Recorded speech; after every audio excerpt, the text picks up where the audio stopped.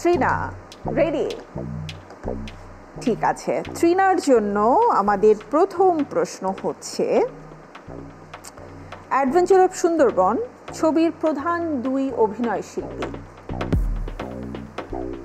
খুব ভাবতে হচ্ছে, আমি একটু তোমাকে কিউ দিয়ে দিই। আমাদের বর্তমান প্রজন্মের দুজন অত্যন্ত গুণী অভিনয় শিল্পী রয়েছেন যারা এখন খুবই পরিচিত, জনপ্রিয়।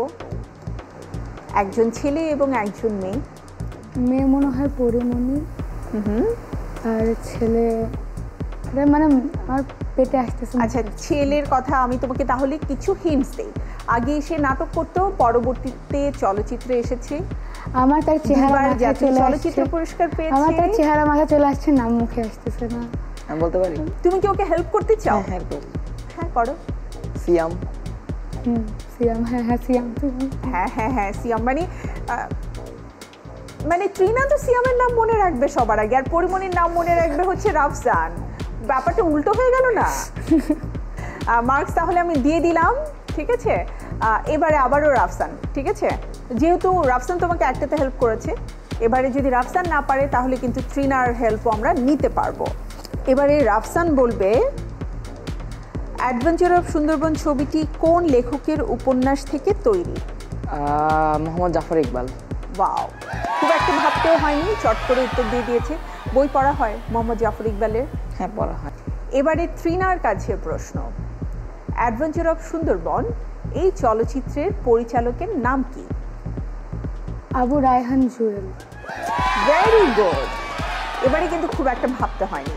ভবিষ্যতে কখনো ইচ্ছে করে যে আমি ফিল্ম ডিরেকশন দিব? যেহেতু তুমি অভিনয় অলরেডি করছো ছোটবেলা থেকেই, সো বড় হয়ে কি ইচ্ছা আছে ডিরেকশনে যাওয়ার? হ্যাঁ, মানে আমার হচ্ছে কি, মানে আমার গল্প লিখতে অনেক ভালো লাগে, মানে ইচ্ছা করে, মাথায় অনেক আইডিয়াস আছে, আর যখন লিখতে বসে আমি এতটা অলস, লিখতে বসলে লিখতে ইচ্ছে করে না। রাফসানের কি ইচ্ছে, বড় হয়ে কি হবে? এমনিতে তো মেকানিক্যাল ইঞ্জিনিয়ারিং পড়ার ইচ্ছা, এবং কার বডি এক্সটেরিয়র ডিজাইনার, কার এক্সটেরিয়র ডিজাইনার হওয়ার ইচ্ছা। একদম পুরোদস্তর, মানে একটা ছেলের যে ইচ্ছে থাকে বড় হয়ে, মা বলে যে তোমাকে ইঞ্জিনিয়ার হতে হবে, বাবা বলে না, বলে না, কি বলে ডাক্তার হতে হবে? না, বলে যে যাই হতে হবে কিন্তু ভালো মানুষ হতে হবে আগে। That's good. এটা সবচেয়ে বেশি গুরুত্বপূর্ণ যে তুমি যাই হও না কেন আগে একজন ভালো মানুষ হতে হবে। আচ্ছা, আমাদের পরবর্তী প্রশ্নে আমরা যেতে চাই। এবারে কিন্তু একটু সাধারণ জ্ঞানের প্রশ্ন, ঠিক আছে? প্রথমে ট্রিনার কাছে নাকি রাফসানের কাছে? রাফসানের কাছে। একটা করে করবো, বেশি না। তো রাফসানের জন্য আমার এবারে সাধারণ জ্ঞান থেকে প্রশ্ন হচ্ছে, আমাদের মহান মুক্তিযুদ্ধে বীরশ্রেষ্ঠ খেতাব কতজন পেয়েছেন? 7 জন। সঠিক উত্তর, থ্যাংক ইউ। এবারে ট্রিনার জন্য প্রশ্ন, বঙ্গবন্ধু শেখ মুজিবুর রহমানের আত্মজীবনী গ্রন্থের নাম কি? অসমাপ্ত আত্মজীবনী। থ্যাংক ইউ ট্রিনা, তোমার উত্তরে সঠিক হয়েছে। সো মোটামুটি আমরা দুটো প্রশ্নের সেগমেন্ট পার করে আসলাম, বাট এবারে আরও একটি করে প্রশ্ন। প্রথমে থাকছে রাফসানের জন্য, ইংরেজি লিপিয়ার কয় বছর পরপর হয়? 4 বছর পর পর। সঠিক উত্তর। এবারে ট্রিনা বলবে, জাতিসংঘের বর্তমান মহাসচিবের নাম কি?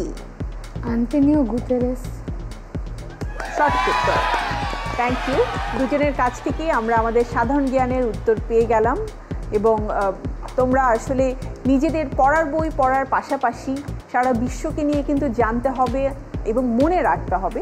সো এবারে কিন্তু আমরা মজার প্রশ্ন করব, আর মজার প্রশ্ন মানেই কিন্তু উত্তরটাও হবে মজার। সো একটু ভাবতে হবে, একটু ফান করতে হবে, সিরিয়াস হলে চলবে না। রাফসান একটু সিরিয়াস হয়ে যাচ্ছে বেশি বেশি, না, একটু নর্মাল হও। নরমালি আছে।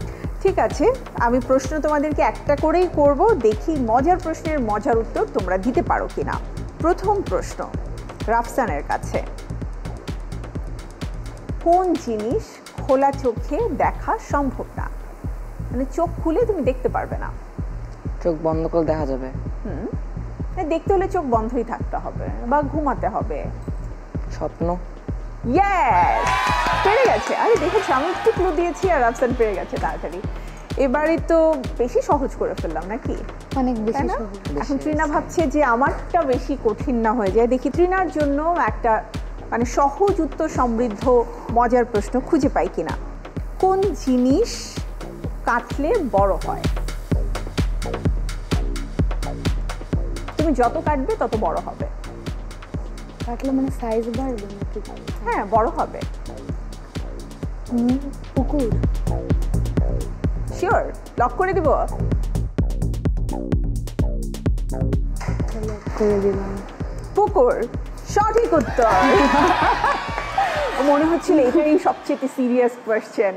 ঠিক আছে, ও খুব ভাবছিল। তো তোমাদের দুজনকে অনেক অনেক ধন্যবাদ। খুব মজা লাগলো তোমাদের সাথে আড্ডা দিয়ে, মজার মজার কথা বলে, এবং জানতে পারলাম আসলে তোমাদের সম্পর্কে অনেক কিছু। আর তোমাদের চমৎকার ছড়া আবৃত্তি দুটোই আসলে খুব ভালো লেগেছে। আশা করছি তোমরা ভবিষ্যতে আরও অনেক সুন্দর সুন্দর কাজে, সুন্দর সুন্দর বিষয় নিজেদেরকে নিয়োজিত করবে। তবে পুরো আয়োজনে আমরা আড্ডার পাশাপাশি তো কিছু খেলা খেলেছি। কি হয়, যে কোনো খেলার পরে কিন্তু একটা স্কোর থাকে, সেই স্কোর আমাদেরকে এবারে দেখে নিতে হবে। আমরা স্কোর বোর্ডে দেখে নিব তোমরা কে কত পেয়েছো। প্রিয় দর্শক, চলুন দেখে নিই আমাদের বন্ধু ইমরুল কায়েস রাফসান তার প্রাপ্ত নম্বর।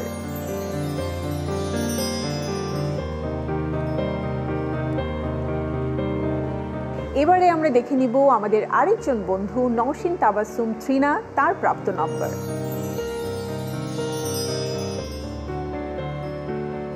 রাঁধুনি কিনলে লাগে মাত্র 95 টাকা, খরচ কম, স্বাদ বেশি। রাঁধুনি মাংসের মশলা।